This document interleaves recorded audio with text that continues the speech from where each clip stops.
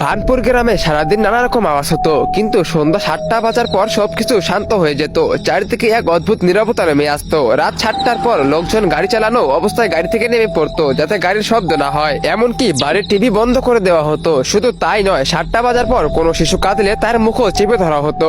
একদিন সন্ধ্যা 7টার সময় এক ব্যক্তি চুপি চুপি রাস্তা দিয়ে যাচ্ছিল। হঠাৎ তার সামনে একটি ইঁদুর আসে। ইঁদুর থেকে লোকটি ভয়ে চিৎকার করে ওঠে, আর সঙ্গে সঙ্গে তার শরীর ছিন্ন ভিন্ন হয়ে যায়। যারা এই সামান্য আওয়াজ করতো তাদের সবার সাথেই এমনটা ঘটতো। এমনকি যদি ভুল করে শব্দ হলেও তাদের শরীর টুকরো টুকরো হয়ে যেত।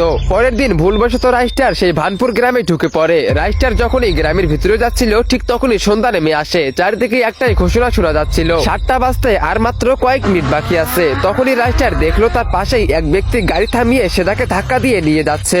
রাইস্টার অবাক হয়ে বাইক থেকে নেমে ওই লোকটির কাছে গেল এবং তাকে জিজ্ঞাসা করলো, আরে ভাই, তুমি গাড়ি না চালিয়ে ধাক্কা দিয়ে নিয়ে যাচ্ছ কেন? আর এই অদ্ভুত ঘোষণাটাই বা কিসের? লোকটি ফিসফিস করে বলল, আরে মরতে না চালিয়ে মুখ বন্ধ করো, 7টা বাজতে মাত্র 2 মিনিট বাকি। তোমাকে দেখে অন্য জায়গার লোক মনে হচ্ছে, জলদি আমার ঘরে চলো। আর খবরদার একটা কথা মাথায় রাখবে, কোনো মতোই কোনো শব্দ করবে না। এরপর রাইস্টার নিরুপায় হয়ে সেই লোকটির সাথে তার ঘরে চলে গেল।